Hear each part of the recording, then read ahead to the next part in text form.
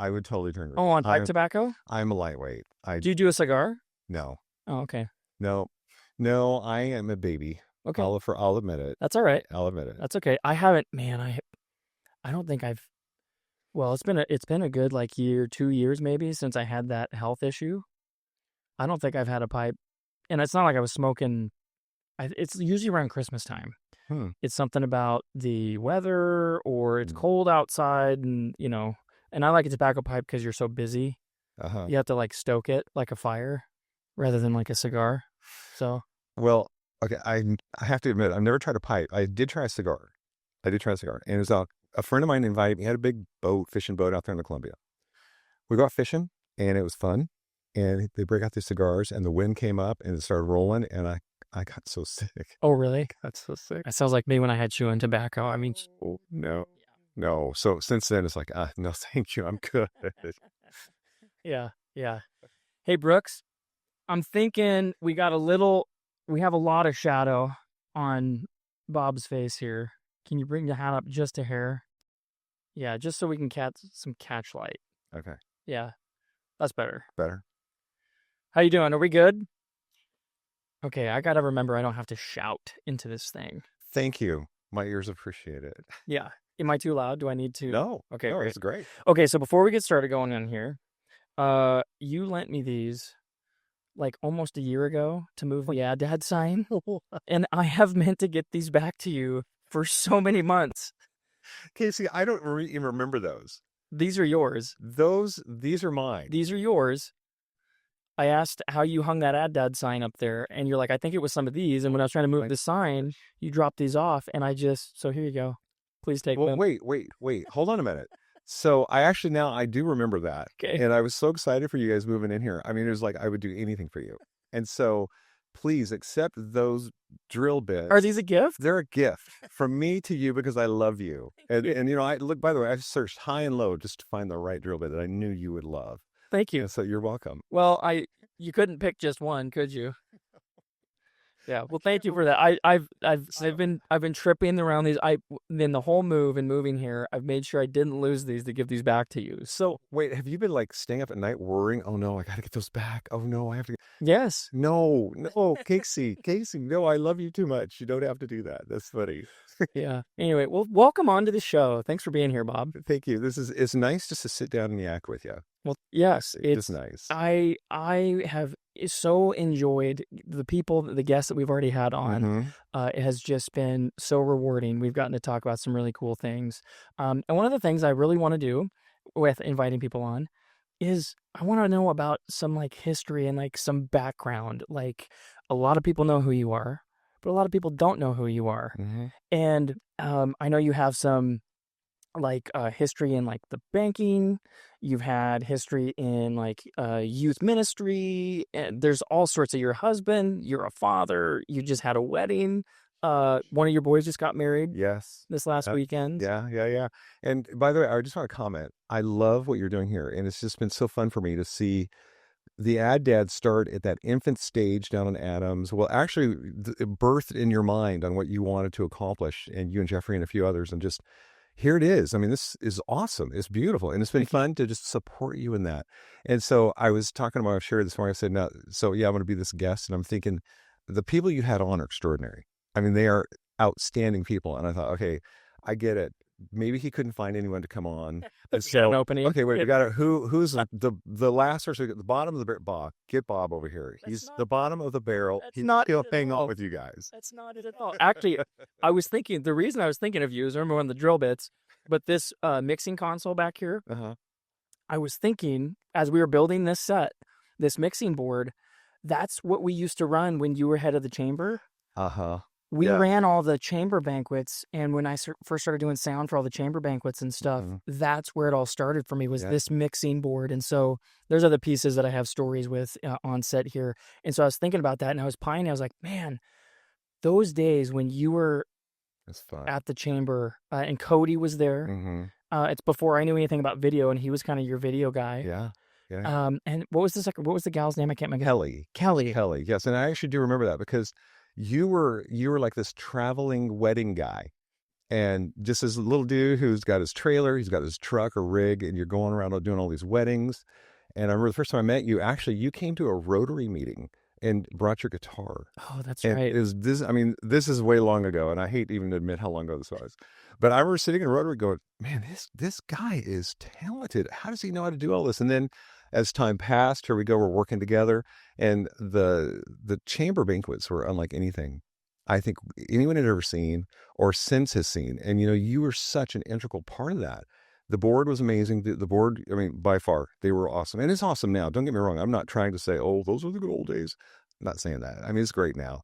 Those were special times for me. They were very special. They were special times. And good things happen from that. Absolutely. Yeah. I mean, I remember getting ready in the meetings leading up to those, and you had these ideas of moving things around the room, so it wasn't just on this one stage, or like even putting the stage in a different spot. Like your creative take on where things should be. Or gosh, I mean, one of the farmer banquets, I mean, we had a tractor in there. You guys rolled a tractor in there. I mean, we were hanging stuff from the ceiling. So much trouble for that, by the way. Oh, really? Oh, Having my that on the gosh. floor? No, the military owned it at the time, and I think they still do. Yeah. Yeah. Let's drive a tractor in there, and let's hang this big hay rake thing, fork thing from the ceiling, and let's. Oh my God, It was so cool, Bob. it was so amazing. And see, it's all gone digital now, and I'm Yeah. pining about the quote these good old days, but I'm also not, because everything's digital now, and the mixing console we have now, we can just run from an iPad. Yeah. But we used to have to run cables either up and over on the ground. Remember that? And we had to tape all the cables down the ground to this mixing console. Yep. Got a lift. We had to hang all the wiring up top there, and there's Casey hanging from the rafters. Like, oh my gosh!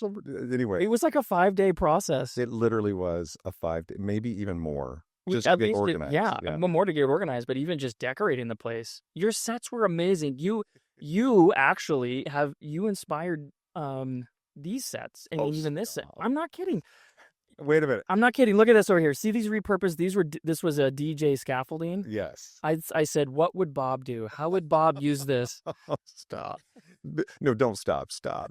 Well, okay. I will say we had a group of people at the time, and I'm going to take time to list all their names. They're amazing human beings, and you were definitely one of those people. Thank you. We would sit around and we'd talk about, okay, what would make it worth someone's while to or honor their time. So if they're going to spend $100, $200, $300 on tickets, what would that look like? Because it's the same old thing. I mean, let's face it, the love had gone away. It was lackluster in some senses. And so those early meetings to plan those things were hilarious. And so we'd sit down and we'd come up with these crazy ideas. Remember those crazy? I mean, no one's ever done this before.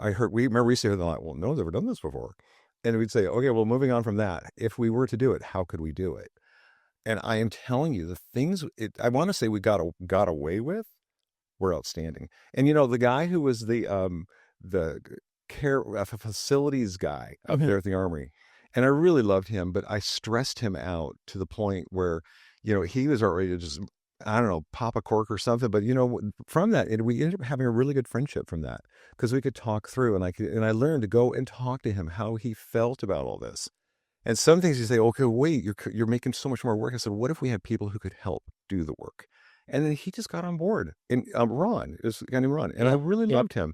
Good dude. He ended up being a really good dude. And when all is said and done, he and I had a very special friendship when we were done with that whole time, that time in life. And you were an intricate part of that time in life. But those were good times. But yes, banking, church work. I was a senior pastor, a youth pastor, church planter, working in the financial services industries for banks and credit unions, and now at a dealership in the dealership. So, you did time in Bend? Yes. Like like I was in prison. Yeah, you did time down in Bend. I survived. Well, listen, there's a reason you live here now. That's right. I mean, Bend exploded, but so how did you end up in Bend? Did you grow up there? Like, I actually don't even know this about you. Like, where are you from? Oh, good. Okay. I actually don't even know like where you were born and raised. Okay, so I was born an Army brat. My dad served in the military, a career military. He was an outstanding military guy. He served 3 or 4 tours in Vietnam, highly decorated. Toward the end of his life, guys who had served with him were reaching out to him to thank him because he'd saved their life multiple times. Oh my goodness. So with that, we moved around a lot. So, I mean, did my stint born in South Carolina. And by the way, when I'm around, it's in the DNA. If you're from the Carolinas or from the South, it is in the DNA. And when I'm around my Southern friends or I'm on the phone with a Southern friend and we're talking and my drawl will come out. Really? It does. And my wife looks at me and says, "What is wrong with you?" I said, "Not now. Girl, let me do my thing. And it's a Southern drawl is what it is. So just don't mess with this." And she's born in upstate New York. So people, they don't get it. But it's all fine. If you're from upstate New York, I mean no insult. But no, we moved around a lot. And we found ourselves in Olympia, Washington. Is pretty much where I grew up, junior high and high school. From there, moved down to the Portland area because in college I was working for a little athletic store called the Foot Locker. I don't know if are you familiar with the guys? The guys who wear those striped shirts. Oh, like the national chain. Yeah. Foot Locker. Oh yeah, yeah. They're in malls and stuff. Remember malls when we used to have malls? Yeah. It was great, and I did that through college, and then found myself in the banking. Actually, as a pastor, working in the Clackamas area, and I was a volunteer in the youth ministry. And the youth pastor moved on. And so the senior pastor just approached me and said, "Hey, we want you to lead the junior high group." And it was a small group at the time, but it was a larger church. And this is interesting. The one thing because I didn't know what I was doing. I mean, to be very, very candid, and I've been very open about this. No idea what I was doing. I just knew, okay, first of all, as a born again Christian who loves Jesus, and I love Jesus with my whole heart, I ask him every day to please give me an opportunity to be a light, a witness, and not just be nice to people, but show them the love of Jesus and speak Jesus's name out loud in a normal conversation. And that's amazing how he opens those doors. But from that, I remember meeting with these seventh and eighth graders. And I just told them, I said, "Look, I have no idea what I'm doing. I can lead a Bible study and all, but I don't know what you guys want to do. What do you want to do as a junior high group?" What they said was astounding to me because, I mean, it was transforming. They said, we want to do a fun thing where we stay up all night. We just want to stay up all night long." I said, "You mean like not go to sleep or anything? Just stay up all night long?" "Yeah, but we want to go do stuff." Oh, interesting. Yeah, and it was. And I thought, okay, so what we ended up doing, we called it a crazy night. So, I mean, that phrase alone, the title alone, scares parents to death. Scare me too. But what we did is we would start out and we would go to an athletic club for a couple hours. We'd go to a movie theater and watch a movie. We would, oh my gosh, we'd hit a nickel arcade when there were those things. And I know those watching probably are like, "What's a nickel arcade?" Well, believe it or not, you spend a nickel in a slot and you could play a video game. And we'd do all kinds of things like that. And so we would stay up all night. And the goal was we would shoot a video, the 8-track video, big heavy cameras and stuff. And we would show up the next Sunday into the youth group. And so all their friends could come back and watch. It was really fun. When we first started, we started with a youth group of like 15, 20 kids. The crazy night was about 300 kids showed up. Holy moly. And we realized quickly, okay, we're on to something here. This is important. I mean, this is what they want. And it really shows too that at that age, there is a need to congregate, to build relationships, to be accepted, to be able to communicate, and then also understand how to listen. I mean, it's just the dynamics. I could go on all night. Sure. All day. Well, and the excitement of doing something that they haven't really been allowed to do. And it's all, I mean, we can all think back on our youth and how exciting that was. Yeah. Well, our parents would say, "Go to bed." It's 9 o'clock, go to bed. And so they were doing something that was significant. They felt it was exciting. And let's see, after we did 3 or 4 of those, we had about 700 to 800 kids showing up, 10 school buses. We had to do different routes throughout the whole city. In fact, we had to call the police departments and the fire departments to let them know what we were doing. Holy moly. Just the communications component alone, there was this company that would rent these walkie-talkie things, like police grade walkie-talkies. And so we had probably, oh my gosh, 100 staffers showing up. People were just into it because they knew when the kids would come back to watch the video, there was a message about what it means to be a Christian and to follow Jesus as a young person. How do you do that in your school at this time in your life? And it was shocking. I mean, it was a move of the Holy Spirit. There's no doubt. So that's what got me in this area, so to speak. Through that, went into banking after that. It just is kind of a blur, Casey. Sure. But I will tell you what got me to Bend. And I'm very shallow. I'll just tell you what got me to Bend. I was in the metro area too for a while, and then from there, I love to ski. And I love to ski. And an opportunity came up where I could go to Bend with a financial institution and serve there as an area market manager for a bank, and I could ski at Mount Bachelor, Okay. and I could ski until I drop. That was our saying, ski till you drop. And I know it's shallow. I should have a better reason. I think that's a great It reason. was a great career move.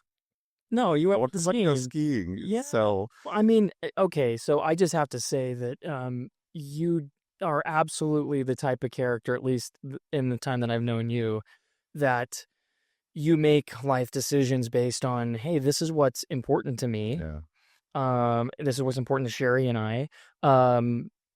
So skiing was important to you, and big time. it still is, and you're So still doing it, and you're actually going from instructing as much to maybe enjoying the hill yourself some more yeah, this season. But yeah, yeah, you're a guy who I don't see you as a person that's like, I'm gonna wait until I'm retired and then go have fun. no, oh no, You like know, you're way kind of short. you're living your life as you're going through your life. You're not waiting till you're retired to live your life. Yeah, and I, it's funny because I often would feel like something's wrong with me. Mm. This isn't the correct order that our society dictates, but in Mhm. actuality, I think it is. I think there's just a lot of folks we just don't talk much about it. We have our career goals, we have our financial goals, we have our family goals, which are more important, and then our faith goals, of course. But then there are those recreation goals that you have to live life. Life's way too short. You bring up a good point. So yes, this season I may not be teaching as much. Now, teaching, when you say I'm a ski instructor, people look at me like, oh, it's like, no, no, no, no, please. And I say this every time. I think you've heard me say this. It's don't be impressed. I teach 4 to 6 year olds how to ski. That's what I do. I can teach adults how to ski. That's your niche. That's my niche. Yeah. And so, I've just found that the littles, the 4 to 6 year olds, they're fearless. They don't mind falling. They don't mind looking silly. I've coached some folks who are probably maybe watching here in our community, and they're amazing people. And one of the first things that I need to say is, okay, before we start our lesson, take a deep breath. You're going to fall. Mm. You just understand you're going to fall and you're going to look silly, but can we please just have some fun looking silly? And if we're good with that, let's move on. And then I also tell them, I normally teach 4 to 6 year olds. So if you don't want to take a lesson from me, I totally understand. And I'll there was a doctor out of John Day who took a lesson. And the truth is I was the only one left. All the instructors were out giving lessons, and I was the only one. He didn't have a choice. He was stuck with you. He was literally he was literally stuck with me, and I actually felt bad. And so I thought, okay, I'm not going to try to whatever, talk your way through some extravagant lesson. So I just told him, said, brother, the truth is, I am the last instructor. You're stuck with me. I teach 4 to 6 year olds. And if you don't want to take a lesson from me, you don't have to. But the way I view the world for ski lessons is through a sixth grader's lens. And I expected a little bit of like, oh, okay, well, I'll wait till another instructor becomes available because that's what I think would be reasonable. Nope. He said, excellent. Thank you. All right, let's go. And it was one of the best ski lessons ever. He was willing to go back to just basics. He's willing to do all the basics and just fun. That's cool. Well, and I think too, sometimes we forget that looking through the lens of these little people is so good for us. We as adults get so caught up in the everyday grind and stresses and distresses and all the things that could go wrong, might go wrong. Anyway, I think there is something to be said about looking at life through the lens of I call them the littles, little kids. Oh yeah. Because we realize, okay, this is not as bad as I'm making it more scary. I don't need to. The little people have a wonderful trust and they want to learn and they want to grow. And yes, when they're tired and hungry or poopy, they got it's nap time. Mm-hmm. And I often wonder as adults, sometimes when we get that way, we just need to take a nap.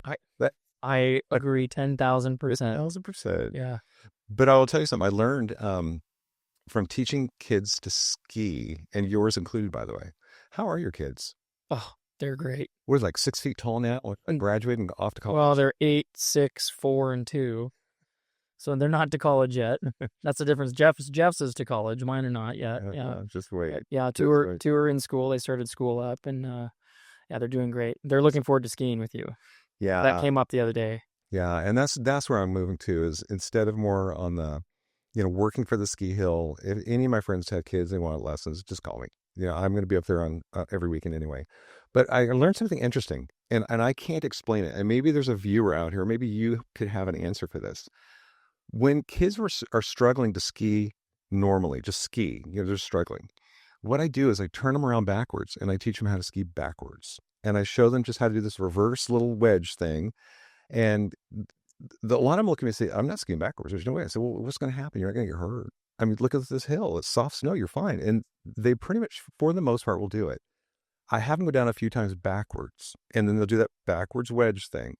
I flip them around forward, and all of a sudden they've got it. I don't know why. I can't explain it. And I've actually talked to some pretty sophisticated people who are level 4 PSI advanced skiers, and they don't know. They say, well, maybe it's something in the brain, the right, left brain. We're all speculating. Interesting. It is very interesting. And so I learned that because I ski backwards a lot, because you have to when you're teaching. Sure. Skiing backwards. And I know the more I ski backwards, the better I get when I ski forward. I thought, well, if that worked for little kids. And it absolutely does. I wonder if it has something to do with, snowboarding, whole different ballgame, but I know snowboarding, it's a lot less scary when you're facing up the mountain as opposed to facing down the mountain. And I wonder if they're skiing backwards because it's a new sensation. So their eyes, it's number one, easier on the eyes, and it's like it's easier to kind of fall forward, as opposed to falling backward, you're falling uphill. And I wonder if they're getting used to that sensation. So by the time they're facing forward, I don't know. That's my best guess. It's like the sensation isn't as new, and like now the eye's used to what the body's feeling a little bit. Yeah. Well, it could be. And I wonder if it's a balance thing. You say you feel like you're seeing better, or maybe it's just you're using the opposite muscles. Yeah. Yeah. And it's hard to say. I don't know. And I haven't figured it out. I just know that fascinating. It is fascinating. And something clicks in the mind, in the brain, and maybe it's confidence, maybe it's less fear. I don't know. It's probably all the things. It's probably everything. Yeah. I'm probably overthinking it, to be honest with you. Just ski and have fun. I think you ought to write a book. No. Oh, Casey. Oh, man. The man who changed beginning. That'd go well. Beginner skiers. Yeah. That'd go terrible. Are you kidding me? They'd be throwing tomatoes out. I don't know. Everybody's a one-hit wonder off these days. You never know. You never know. So Anthony Lakes. So when you moved up here, you love skiing. Was it just like, I'm going skiing one weekend? Like, how did you, or did somebody take you up to Anthony Lake? Like, what was that first experience like for you up here? Oh, that's a good question. So I moved over to Northeast Oregon to work as a district manager for a bank in the financial services industry. And my territory went clear up to halfway Oregon, down to Hermiston.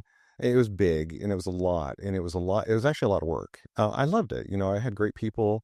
I work for great people. Big footprint, though. Yeah. But a lot of windshield time. And also with that came a lot of HR, a lot of leadership principles like nobody's business, especially, these more remote areas, because the folks who ran those branches, they wanted to be successful. They just need leadership. And so was able to bring some leadership into that. And I heard of Anthony Lakes, and that was one of the things that was very hard to move from an area that offered such great skiing to an area where I don't really know how good it is. But I heard little bits and pieces. Okay, so Anthony Lakes is kind of under the radar. We don't want everybody to know about it because it's so good. I think the cat's out of the bag at this point. Yes, it's out of the bag. Back then, it was kind of a secret. Yes, and so, yes, I was invited to it, and Cody, our friend Cody Rickert, Cody Rickert invited me to go up because he was teaching up there snowboard lessons, and then my son was going to go up and teach as well. So they had this orientation, and I thought, well, I'll just drive him up and I'll go check it out and see. So I'm up there sitting around. I'm looking, and the snow is really good. I mean, it's not just good; it's powder good. And I'm thinking, okay, there's something to this. And we're all sitting around, and what really got my attention was Cody. He's an outstanding guy. We all, him. We love him. He goes to our church. He's an awesome dude. And he was making some comments about this organization that he, at that time, was a volunteer for, and it's called something like Snowboarders for Christ or something like that. And it got my attention immediately. As a person of faith, I'm thinking, okay, who is this guy? And he's young. I mean, I hate to say how many years ago this was. And he got my attention. I was like, okay, I'm digging this. This guy's bold in his faith. This is cool. And he just was talking about Snowboarders for Christ, what it means. He's got a chapter going up there. Everybody was totally into it. People were totally working with him to make this happen. And I was so impressed because then my son Nat went onto that. And so Nat's a snowboarder too. So now he and Cody are building a relationship. Nat's growing in his faith. It's just, that's really what got me there was, okay, there's more to this, so to speak, than what I first believed.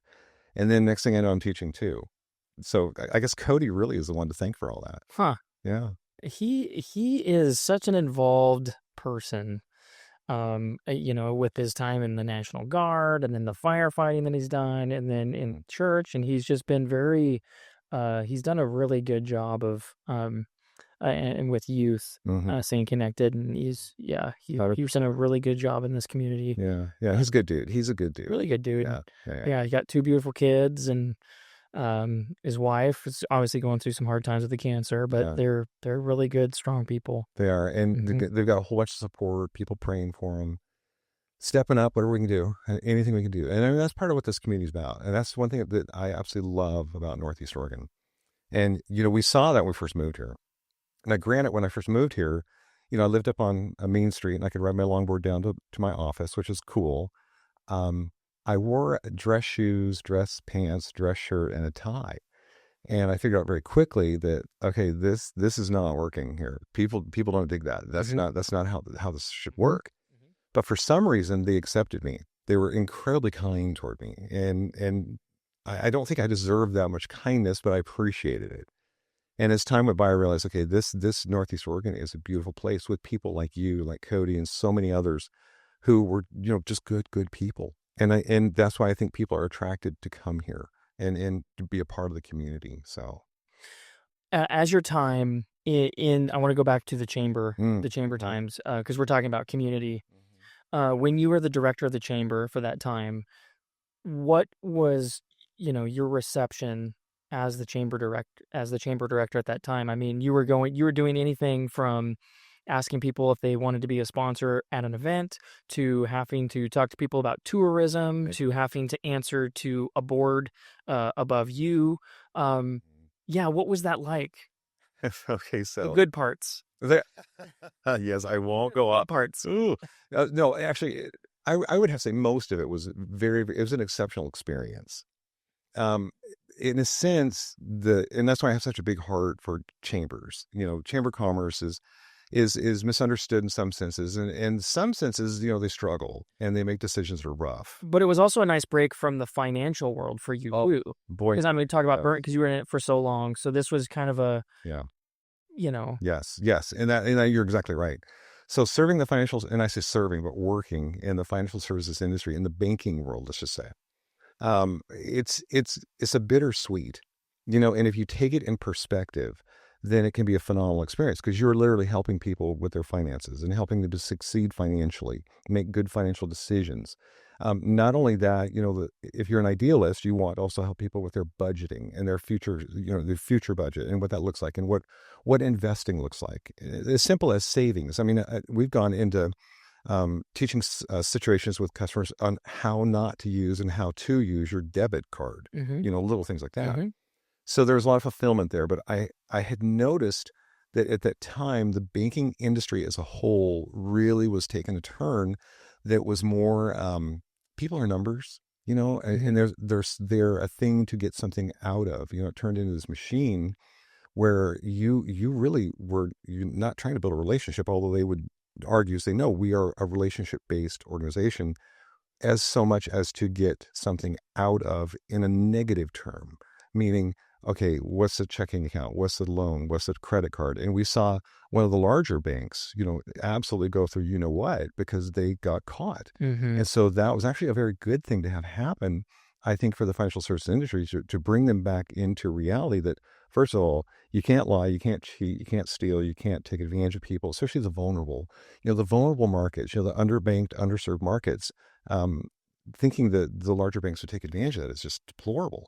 So it was just, it wasn't to that degree yet where I was serving, but it felt like it was getting there. So the break to get from that to go into the chamber was just a gift from God, honestly. And I'm very thankful for that time. That time was sweet. And I tell you, working with all different cities was great. The different city councils was wonderful. But you wear a lot of hats. And this is the thing that I don't think people realize. At that time, we were overseeing tourism. So it was our job to make sure that tourism was effective and successful. Business development was huge on our radar, as well as being just this bringer of the community together. Mm-hmm. And there's so much more to it. I'm really underscoring some of that too. But I'll tell you, there is a story that I was thinking about just this morning. Um, Patty Glaze, Patty? Yeah. You want to talk about one of the most amazing economic drivers, and she's probably going to kill me. You may have to beep out the name just because I don't have permission to throw her name, but she's one of the most amazing economic drivers, and so that's been something that the chamber has really struggled to do lately, and not just here but everywhere. As far as drive new business, drive businesses that are currently here to expand and grow. That was something our county commissioners were really looking to do here this last session. And so what I took away from that is this is such a huge job. One person really can't do the whole thing. Mm. And that's where, of course, Cody and Kelly came in, and the board too. These were volunteers, by the way. They worked full-time jobs, had families, and they were pouring their lives into this. And so what we saw from that, the results from that, we saw tourism go up. Oh, by the way, do you want to know what drove traffic into the chamber office, the tourism office? What did? Okay, so all these strategies, how to drive people into the office to get information, where go up to Mount Emily, hit Anthony Lakes, hit the Elkhorns, wherever they're going to, the Wildlands, wherever they're going to go. Anything tourism. We were sitting around brainstorming, how can we get people in here to get the word out about this great area? And I can't remember who said it. And it was like an off conversation, just how frustrated they were that there's no public restroom. Oh, interesting. It is very interesting. And so a few of us caught on that. So wait a minute. What if we opened up the downtown? Now, specifically, no public restroom downtown. Right. And so the thought was, what if we open up the restroom at the chamber office and put a sign out on the corner so folks traveling through, there's a potty stop. Well, and from that, they may even ask questions around what is there to do here? Where's a good restaurant? Where can I find this or where can I find that? Did that work? 100% it worked. Really? At that time, it was a home run. I tell you, because we were asked, one of the cities asked us to keep track how many folks came into the chamber office. They just wanted to know. That's fine. Yeah, we can do that. And I don't really, because this is a few years ago, so be patient with me. The numbers went up like 300%, 400%, because instead of just driving through and trying to find a restaurant to use a restroom and then keep going or guess where to go, they would come in and want to talk. It's interesting because we live in an age where your cell phone will tell you anything you want to know, but it's not a restroom and it's not a human being. Right. Anyway. Bob, that's brilliant. Isn't that funny? That is so funny. Yeah, it's a hilarious story. And you would have met all types of people. All types from all over. When we would ask them where they're from, I was shocked. There were people from Canada, Alaska, Texas. I mean, I can go on and on and on. They're traveling through, or they were just on a tour, or they were a lot of motorhomes coming through because they just want to take a month off and go travel in Northwest. Fascinating. Yeah, you opened the restroom up. Who knew? Huh. Who knew? Huh. Who knew? Somebody would have said that's a crappy idea, but I think it went the other direction. Well said. Well said. Yeah. Yeah, I see. Now, that's the kind of thinking I absolutely admire and adore, that type of thinking that comes from someone like you. And thinking just practically, but it's borderline creative. And it's, some people are like, well, that might be a little uncomfortable, or I love that. And I think as business owners, as a community, all the hats that we wear as individuals, if we can try to channel that and be a little creative. That's one of the things we really love about the Ad Dad is having this space to be creative and be that outside third party for business owners. I just had some great conversations last week talking with some people. Hey, this is my business. This is what we're doing. Well, they can't see the forest through the trees. Right. And so I ask all these, and I've gotten really good at asking these questions. And I go, well, did you try this? No. Well, what about this? No, we hadn't thought of that. And it's not that I'm brilliant. It's just that I would say you are. Well, no, it's not really. It's you're asking these questions, and they're so busy in the trenches, they can't see it. And I mean, I think that just applies to anything in life. It's mentorship. You've got to go get somebody else's eyes. When we do that as the team around here, we're working on something. We hop around to each other's office. Hey, Jeff, man, can you come in a little bit? Brooks, Kenny, come take a look at this. So they ask me in all the time, what do you think? Yeah. Oh, this needs moved. It's so important. It's so important. And where I'm going with this is we don't realize how much we need each other. Big time. And that's what I think scares me the most about AI. Is AI is replacing human relationships. Do you think, okay, I actually have an opinion of that, but Okay. I want to say something really quick first. So I could not agree more. And I tell you, the ad dad has brought such a unique perspective when it comes to how do we, you can use the word market or all the tactics and strategies behind marketing. In essence, what you brought is you brought a relationship into an arena with folks who they probably hear a few things all day long. They probably hear, it's too expensive, we can't do that. Or we've never done it that way.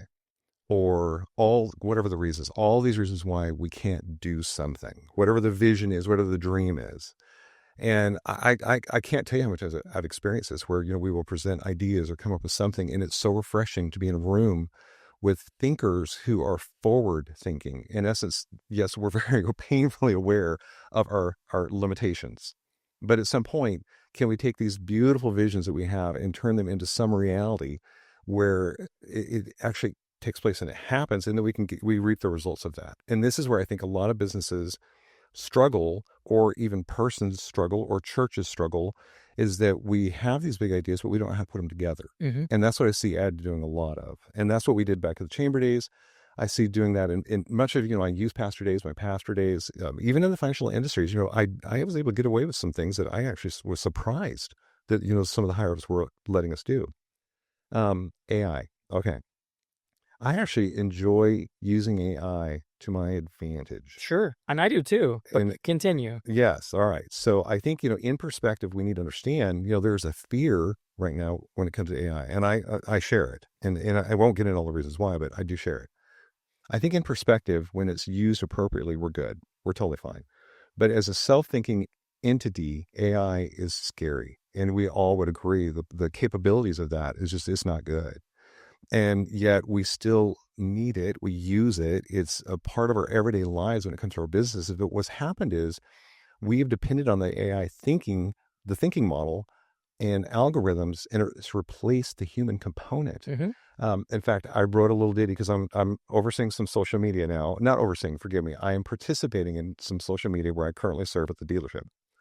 And wrote up a little ditty. Quick, simple, to the point, because people's attention span. For sure. If I think you and I have even talked about this. It used to be the attention span was maybe 5 minutes, let's say. I think a goldfish has a higher attention span than like the average American at this point. I think you're right. I think we're down to like seconds. Yeah. Honestly. Yeah. And so just learning, okay, you've got to, whatever is communicated, so short, crisp, to the point. Sweet. Okay.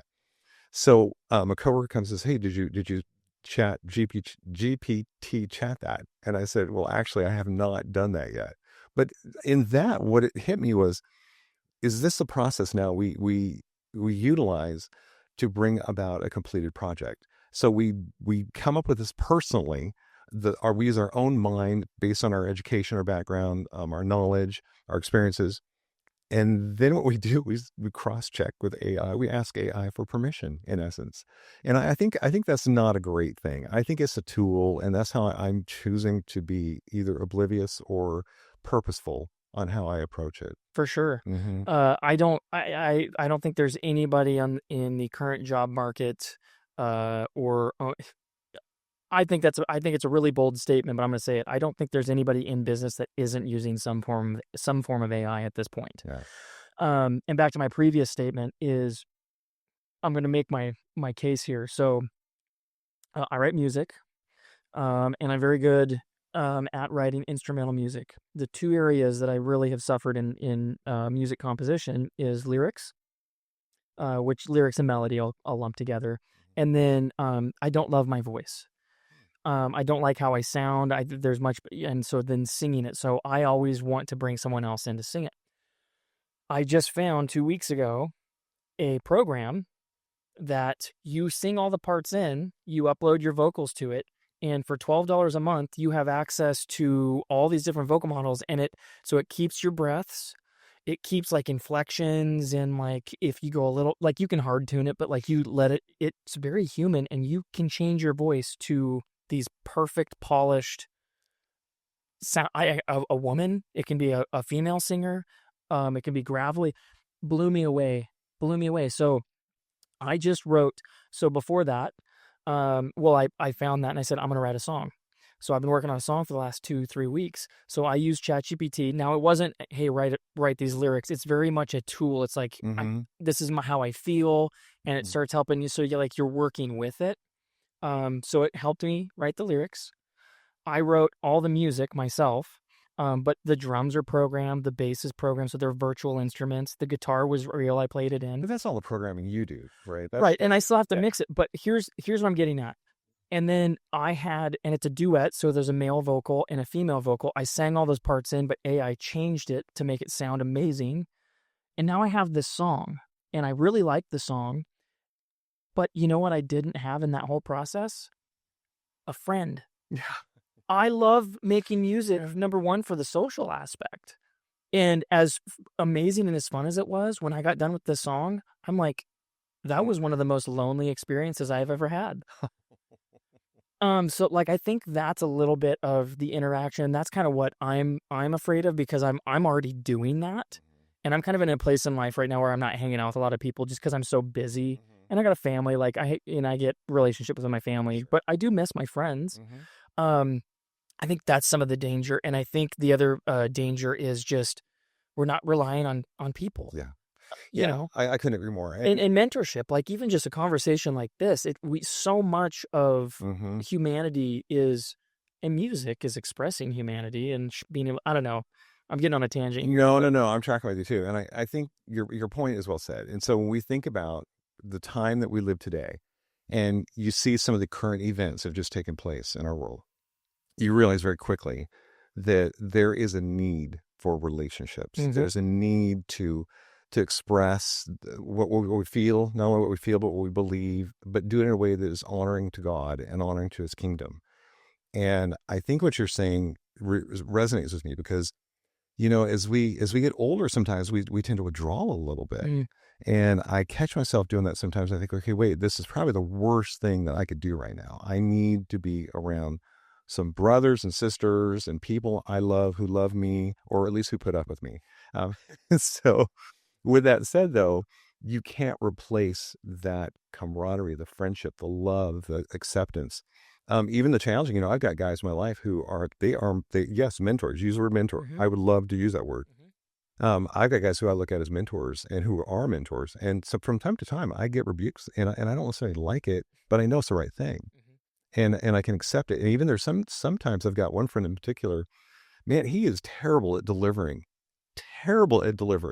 when it comes to, okay, Bobby, we got to talk about something here.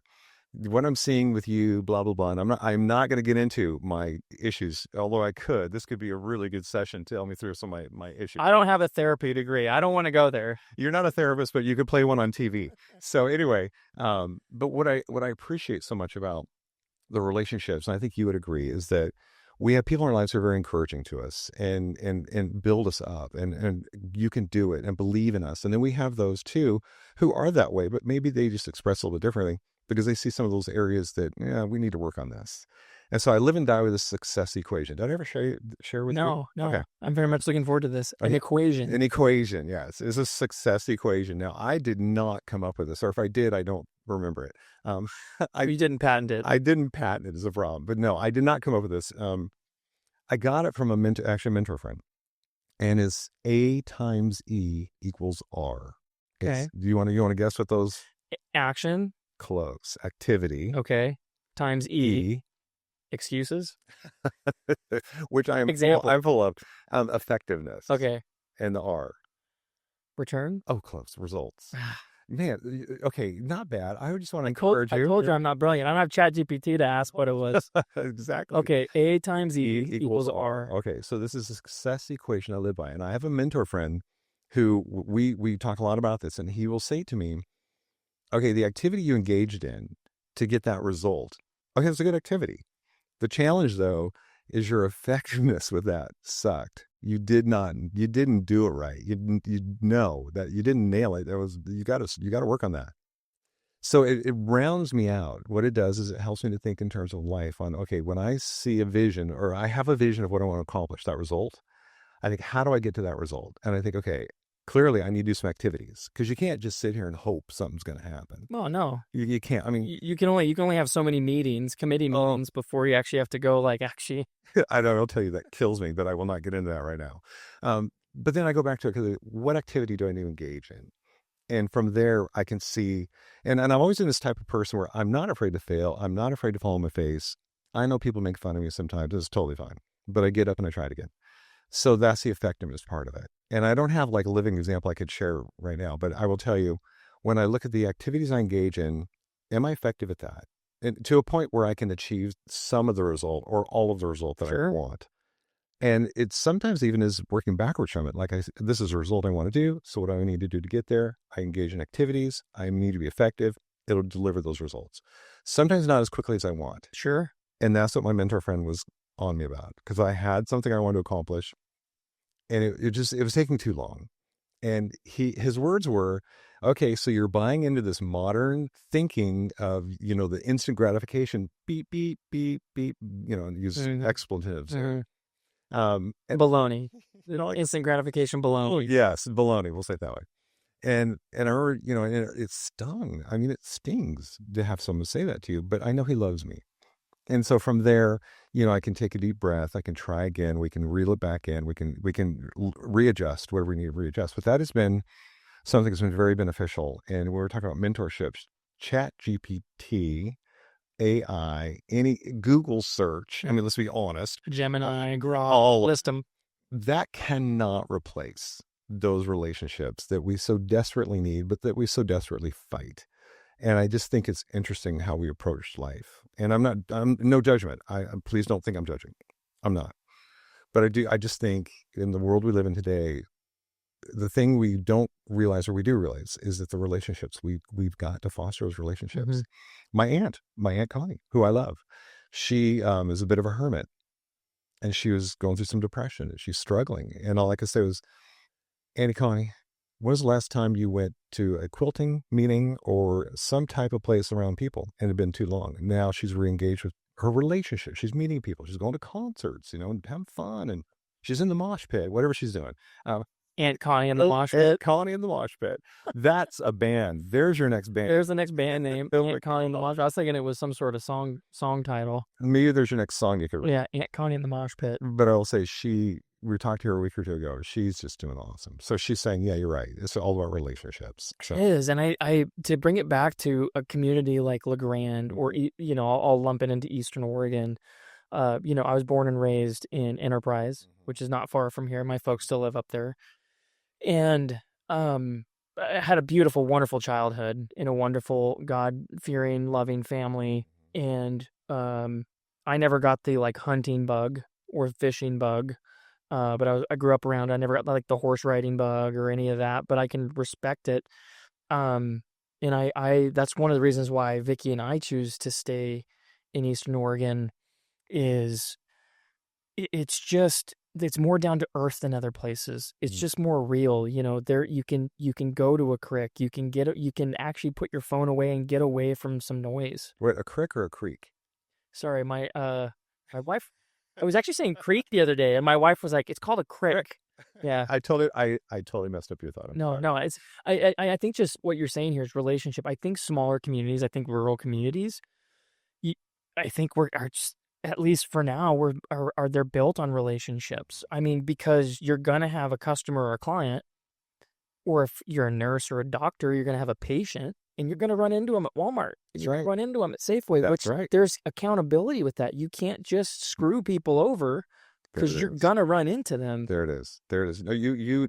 By the way, I met your sister here a little while ago. Which one? I didn't even know she was your sister. Was it Trisha?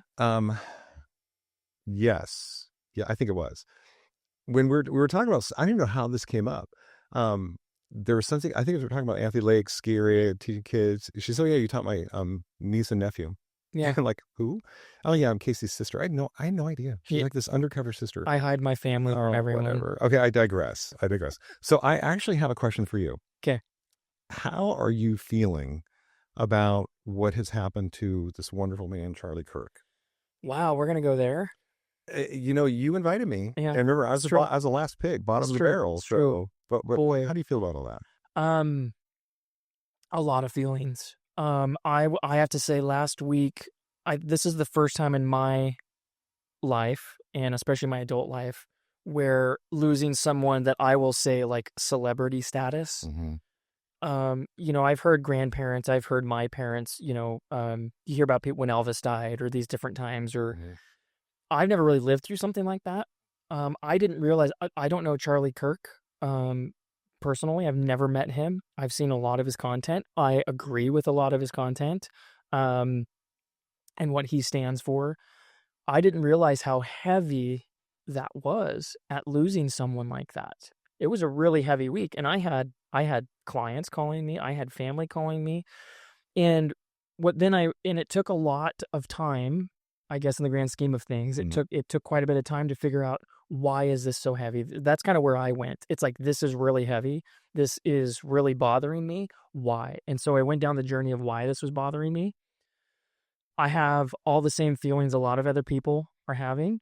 I can't believe how devastating and how devastated his family and friends. I think we all go to this introspective place of going, my gosh, if that would have happened to me, and like, would that like widow my wife and my kids? At least that's where I go. And, so I pray that, God forbid that I'm around for my children. I'll do everything I can to be around for my children. But I think that's kind of where I went with it. But to wrap up this thought, that's the first time I've ever lost somebody, like I said, kind of celebrity status that was that heavy. And I really think, it's something's changing. Something has changed. I don't know where things are going. But I'll tell you what, I know where I stand. I know with my family, I know where I stand with my creator. I know where I stand with my business partner, Jeff, and employees and ad dad in this community. And I want to see the world a better place. I know so many of us want to see the world a better place, and we don't have to live like this. I think that's where I'm at with it. Yeah. And so I want to be a part of a positive change. So it's lit a fire. Yeah. Yeah. But yeah. Okay, so that's a bombshell. I didn't think you were going to bring that up. Well, see, I'm flipping on you. So you thought you were interviewing me. I'm like, okay, well, what do you think? Okay, I would like to say that, when we lose people that we love and respect and admire, it hurts. It hurts. We've lost some pretty important people in our society, and it's painful. And under no circumstances will we ever, rejoice in that. That's just not how, we roll as believers in Jesus. It's just not how it works. I will say, that what keeps coming back around is I'm talking to folks in the community. I'm getting phone calls. Mm-hmm. People are stopping by our little dealership, want to talk. It's everywhere. It is everywhere. It's everywhere. It's huge. Yeah, it's worldwide. Yeah. But in our little corner of the world, what has been so interesting to me is the verse that comes to mind every time I have a conversation. In fact, this last week, I'm in awe of what God is doing, because the verse is, what the enemy meant for bad, God meant for good.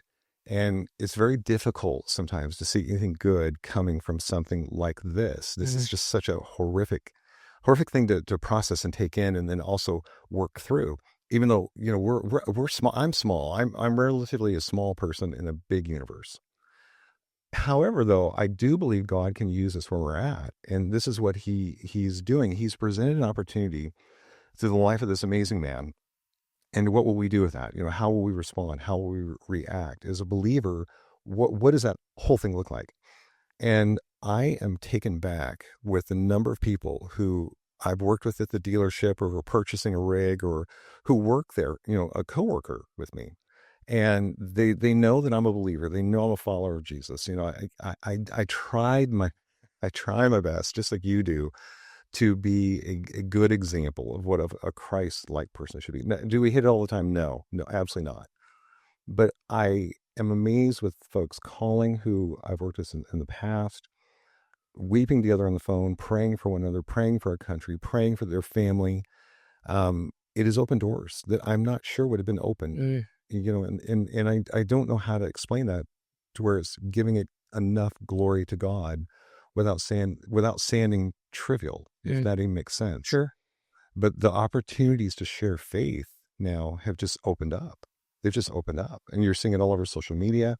And I'm just in awe of this young man who put himself out there. Do you watch any of his videos? Oh, I'm when I say I didn't personally know him, I'm very aware of his content. Oh. I've seen a lot of his content. I know he was a brilliant self-taught young man, 31. So he's younger than that's the other thing too that hit me pretty hard is I'm 35. Yeah. This guy's younger than me, Yeah.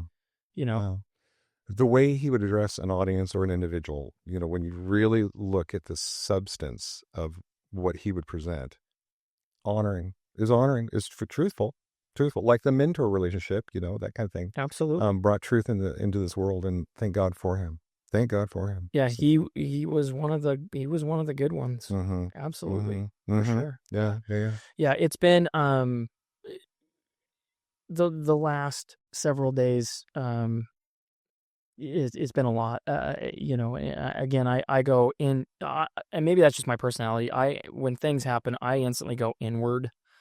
And I even do that with like if a sales meeting goes south, I go, boy, what did I do wrong? Did I say, I kind of go to that place. And it makes me, I really want to work on my marriage. I really want to spend more time with my kids. I think it comes back to, you moved, Bob, to go skiing. Mm-hmm. For skiing. That was the reason you went to Bend. None of us are going to live forever. I think we need to live life now. Let's stop waiting. Let's live in victory. Let's live in victory of the cross. Yeah. We're not defeated by any means. No. And the theme that keeps just coming back and back and back every time is that what the enemy meant for bad, God meant for good. And I think when we look at our lives, what does that mean for us? And sometimes we don't handle the bad so well. Sure. And it's just giving hope and so on. Okay, lighter subject. Are you familiar? Sorry. No, you're good. Are you familiar with this rubber duck trend? For Jeeps? Yes. It's a worldwide phenomena. Do you know how it's? Well, okay. Just if anyone watching doesn't know, the concept is if you drive a Jeep or you're a Jeep person and you put rubber ducks, these little rubber, and they're all kinds, some have mohawks, some are, whatever they are. Yeah. And you like leave them on other Jeep people's Jeeps. Exactly. And so they travel all over the place and it's crazy. It's its own weird Jeep geocaching thing. Very much so. Yeah. In fact, they even make a little landing pad that you attach to your side view mirror that you can put a duck on. Do you know how that started?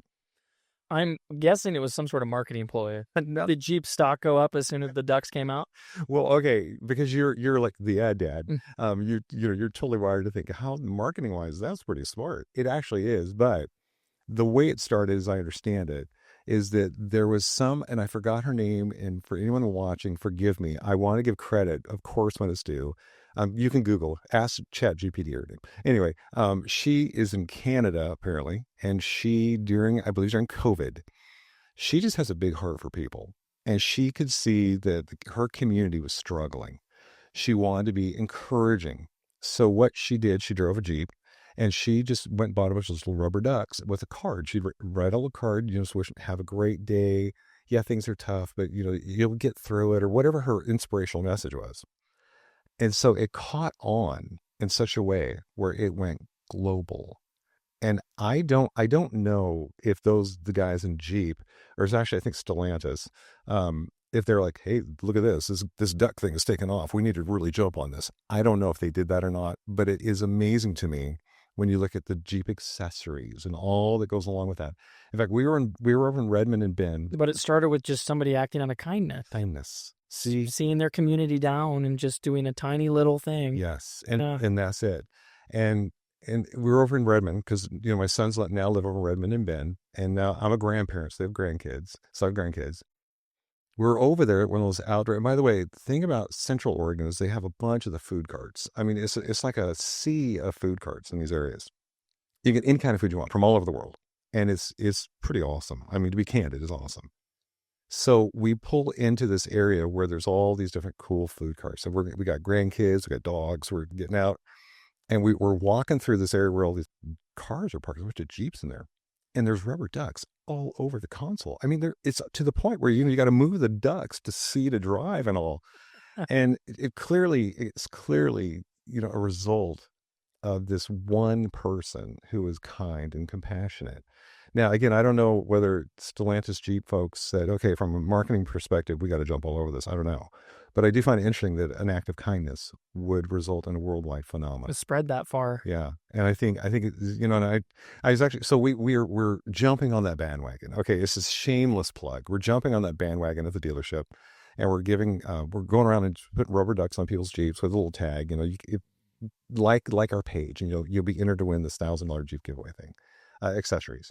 And it's a shameless plug, and I'm not embarrassed to have done that. And so, anyway, but I was talking to my wife about this, and we got talking about what it means to be just a one person in a big universe world, and doing something for good, and what could result from that. And it may not be for generations to come, but again, that act of kindness. And that's something that I'm thinking, okay, we're seeing more of that come up. We're seeing more of that happen. I think that is definitely something that we should be focused on.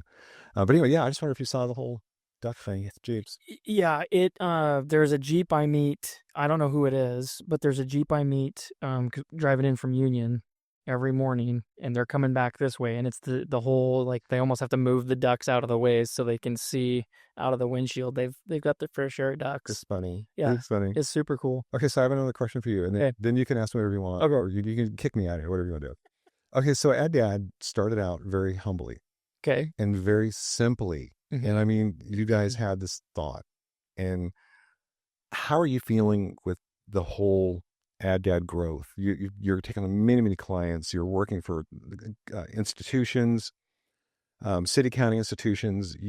And I know I'm not going to plug any names, but you just picked up a really big contract with an outstanding organization too. How are you feeling with all that? It's a lot. How am I feeling? Boy, we're in the therapist chair today. I'm feeling all the feelings that a young business owner would feel. There's excitement. There's, even though we have business coming in, there's always, where's the business coming from next?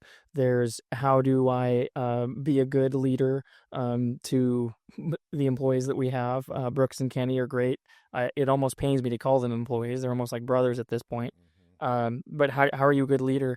Do I lose sleep at night? All the time, like every other business owner. And I am not going to get on here and act like I'm the first person going through this. Every other business owner, I'm going through all the emotions and all the feelings that every other business owner goes through. I've come to this place. I was talking to Vicky about this. I'm not a great student. I was never a great student. I did okay. Coming up through the school system, but I was not designed, my learning style is not the one that modern school systems are designed for. And I firmly believe that the education system needs reformed, because there's a lot of people like me that cannot sit down and read a book. I thought you were a tag kid. Wait a minute. Talented and gifted. Wait, what's it called today? I don't know. I don't even know. Yeah. Anyway. ADHD? ADD? Anyway, so I've come to this. So I did 2 years I graduated high school, and then I did 2 years at Eastern Oregon University, and then I dropped out. I went to university for music, to teach music. It just wasn't what I wanted to do. And then I entered the job force and never went back or got a degree or anything. So I've come to this place of going, all the studying, all that time that people go through, like I think of my wife getting her nursing degree, having to pass the NCLEX, and all of that college is for a lot of people that I never went through, that rite of passage. That's what I'm going through now. Gotcha. I'm going through my rite of passage to get to that other side, to get to the Dad is a successful business, because we have not closed our doors. I have goals and dreams, and it's where there's places I want it to go, and we're working towards that. And with your new formula, A times E equals R, which is very close to things that I also believe in. So how do I feel about Dad? I'm extremely proud. I'm honored to have a business partner like Jeffrey Forbes. I could not do it without him. Yeah.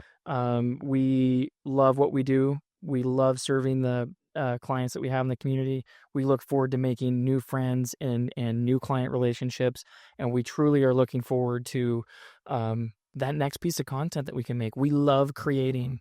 So as exciting as all the business, all the business hats and things that we wear as a business owner, we're also very excited to build amazing content. Yeah, and you do. Okay, I have one last thing. And Yeah, go ahead. No, you fine. You can ask that's me. all good. You can ask me my childhood, and I'll tell you whatever. But I will tell you something. I actually think you're crazy in a good way. Oh, okay. And I know you're like, well, wait. Pay attention to this section.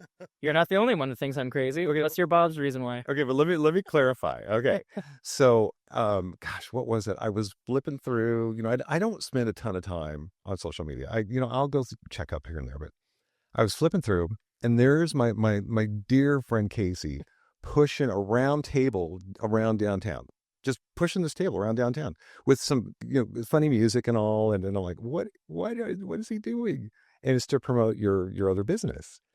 And Casey, okay, how did you even come up with this? So those are watching, if you haven't seen it, Casey's rolling a round table around downtown, and there's a QR code, like pounded to it, or screwed to the table, screwed to the table. Okay, Casey, what in the world? No one does that. So, I think the idea came to me. I was actually in the shower that day, and bless these guys' hearts down here at the Ad Dad, because it was one of those mornings like because I drive in from Union, so there's 20 minutes for me to stew on this. Oh no! So I'm driving in, I'm like, yep, this is what we're doing today. We've got to promote the rental station. We want to add value to people, so we want to do a giveaway where some lucky winner's going to get tables, tents, chairs, sound systems, the whole bundle for free. It's huge money. Did you pick a winner? Have you picked a winner? It's at the end of the month. I gotcha. Okay. At the end of September. And I was like, how are we going to do this? How are we going to get people's attention? I was like, you know what? Let's roll a table around town. We can sacrifice a table. And actually the dumbest part was, Bob, I have like 8 different types of tape here, and not one version of tape, like sticky tape, would stick that QR code to the table. Like the tables, it's great for like a rental table because like stuff won't stick to it and they clean really easy. But I couldn't get, so I had to I had to glue the paper QR code to this foam core, and then I had to screw the foam core to the table because I couldn't get anything to stick to the table. So the table took one for the team, and it was getting all scuffed up rolling around anyway. So that's funny. Well, a tablecloth, no one will notice. We have to put a cloth on it. Yeah. So yeah, the rental station. Yeah, that was brilliant. It's funny. I'd laugh pretty hard though. It's like only Casey could do this. Well, thank you. I'm glad somebody found it was funny. But I do it with you. I would totally roll the table with you. Would you? Yes, 100%. Okay. So if you need someone to come with you, just let me know. Okay, I'll keep that in mind. I'll think of some other silly gimmicky things that we could get. Well, maybe we get Legacy in on it too. Oh, there you go. Well, I tease often about pride. There's no self pride left in me. My sons beat it out of me. My grandkids beat it out of me. It's all now self loathing, I guess. But I would totally do that with you because I think that'd be fun. Well, okay, it was super fun. It's like, and the people, it's so fun. Okay, the funniest thing is you're rolling this table and like you're rolling it into a business. People laugh. They have one of two actions. They either look at you and they go, "What's going on?" doing? Or they're just like, "That's funny. That's a really good idea." It is. Some people were actually like, I felt like they were jealous. They were like looking at me and like it seemed like they were jealous that I came up with that idea. And exactly. I was like, "No, you can do something silly like this too." Okay, I've got one for you. And this is where you can call me crazy. I'm okay with it. Okay, because I'm not crazy. My mother had me tested. Thanks to the infamous, who was it? Sheldon Cooper, baby. Victim of marketing. Okay, so when I worked for the credit union, the parades, every town has a parade. Yeah. And so there was the one in Burns, and Burns is in the middle of nowhere. I love that little town. I don't know what is about it. People who live there, most of them are happy with it, some not so much. There's nothing really to do, but I really love it. So they have these parades and all. And so it's always, how can we build the biggest float? How can we be the most extravagant, to get the most attention that, whatever organization is or business it is, stands out the most because it's such a powerful float. And I'm thinking, I can't compete. I can't compete with that. This is kind of my life. I mean, I'm just going to tell you this one. Okay. So I was talking to the manager. And I said, okay, you're going to think I'm crazy, but I think what we should do, instead of trying to even compete in that arena, because we're not going to win that battle. So why don't we be pooper scoopers? Oh, because Okay. how many horses are in the? This is like their 100th anniversary. I would imagine in Burns, there's probably quite a few horses that went down. Brother, they had 100 horses carrying 100 American flags. And so we thought about it, what could we do? So we thought, let's dress it up. Let's put on these, like, the bullfighters. Yeah. They put on the crazy shorts, Shorts, the makeup, the yeah, hat. yeah. So picture us dressed like that, and but yet what we're doing is we're fighting over who can shovel the poo. And so 100 horses. The organizers, I think it was Lola at the time. She's like, "You guys want to do that?" I said, "We're dying to do this." And she says, "Wait. You want to be the poo patrol?" I said, "Yeah, we are begging. Please let us do it." And I'm kind of hamming up a little bit. Yeah, for sure. And so she said, "But I think you guys would want to do a float or something." I said, No. That's cool. The floats are all taken. We really want to do this. She's like, "What is wrong with you?" Dude, that's amazing. So what happened? I'm sensing a theme here. Hold on. We are letting people come use the restroom. We're going to be scoopers. There it is. Okay. We'll leave it at that. So anyway, a buddy Emerson, he's over there. He's worked. I think he's with the sheriff's department or police department now. He went on board with it, and the manager at the branch too, Heather, she's on board with it too, and a couple employees, and they caught the vision. They could see, okay, but this really isn't some, and they're going way deeper than I was thinking. They're thinking, oh yeah, this is a show we're servants in our community. And I'm like, okay, I'm just thinking we can't compete with a float. Let's just go sling poo. And so, anyway, we go over there. Casey, it was so much fun. It was so much fun, but we were getting a little carried away. And Emerson he's a big dude. He's like 6'2", 6'3". He looks like a Viking dude, and he can sling poo like nobody's business. So I'm pushing the cart. I was over by one side on the sidewalk, and all these kids and people are all sitting over there. He's clear across on the other side of the street, and he gets this idea. He's going to sling that poo clear over, and he did. No. He did. And so what happened is I'm trying to get the cart position, and yeah, Did it hit him? Let me just say this. Women were grabbing their children and screaming to escape the carnage of all of this. And so, but I will tell you, we learned something from that. And remember that success equation? Yeah. We weren't great on the effectiveness part of it, but it was a lot of fun. A lot of action. A lot of fun. And it was memorable, and people they were digging it. And so yeah. I love that. It's you got to think outside the box. I think being here at the Ad Dad, we're trying to be creative all the time. And that's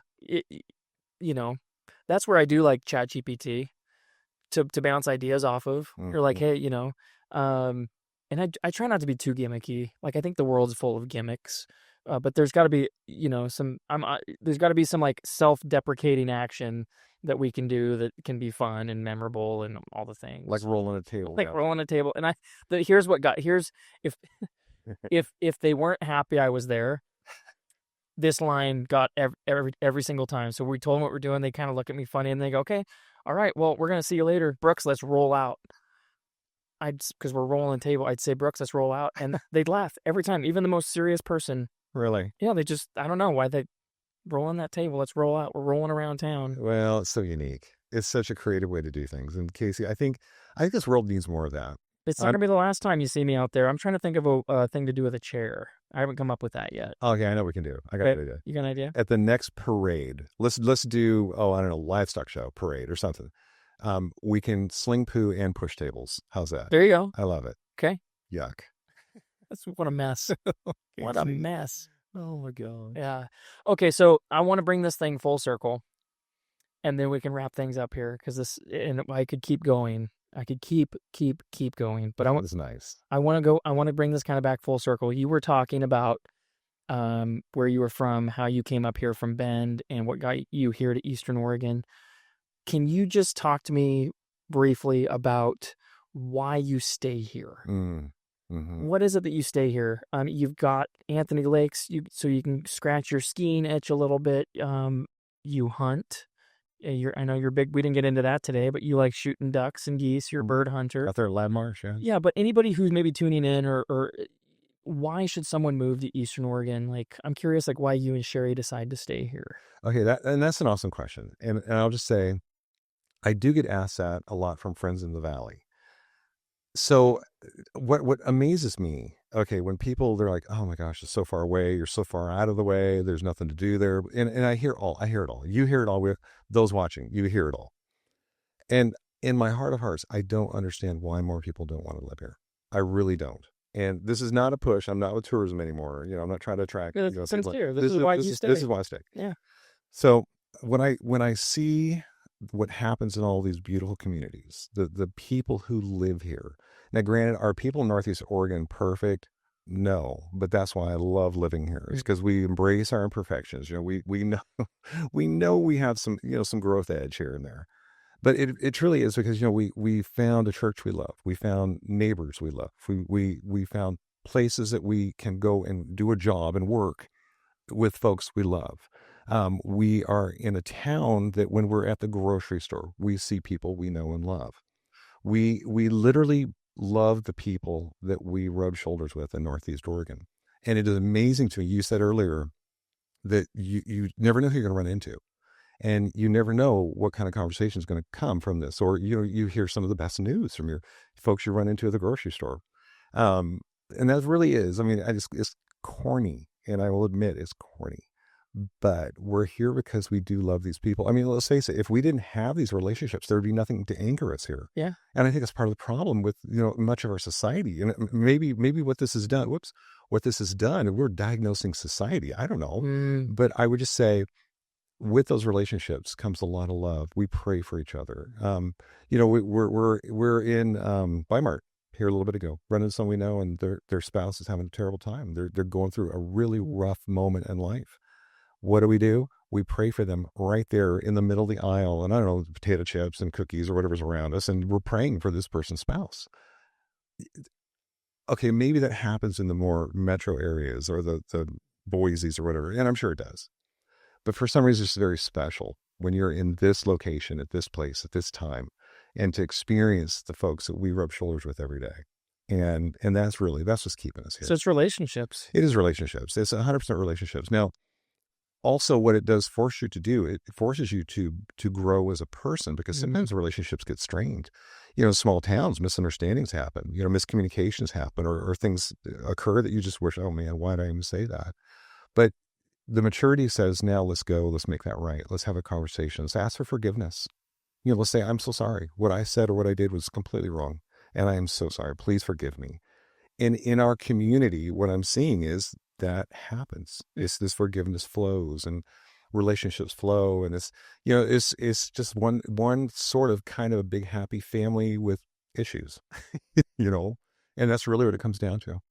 I love that. Yeah. Oh, I love that. Man, you're making me want to go hang out with people I haven't seen in a while or make that phone call or, I agree. I think it's relationships. And again, I'm just introspective here. Maybe that's why I've been kind of feeling lonely, is because I'm not being the friend I want to have. Yeah. Well, you got 4 kids too. That's life. I can't keep using that as an excuse though. No, I could use that one a lot. You can use it. It's a good reason. Yeah. And and it's that whole idea of living life on purpose. And that's where Monty. Monty. He goes to our church. He's a local rancher dude and good guy. And so he is kind of my accountability buddy. And we meet for breakfast or lunch.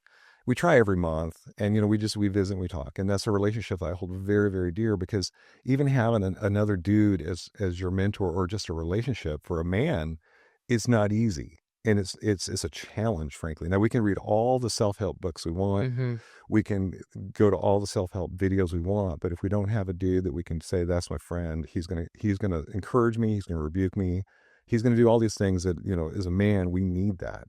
And I'm not sure we have enough of that. I think in our society, that is a big challenge for dudes. Dudes are typically, and forgive me if I'm wrong, but I think we're typically kind of lonely. We're doing our deal. We're taking care of our families as best we can. We're just living our lives as best we can. And really what's happening is the isolation is just not good for men. Men need to be with dudes. And anytime we have many churches have men's ministries. There's men's organizations, there's support groups, all kinds of things men can go to.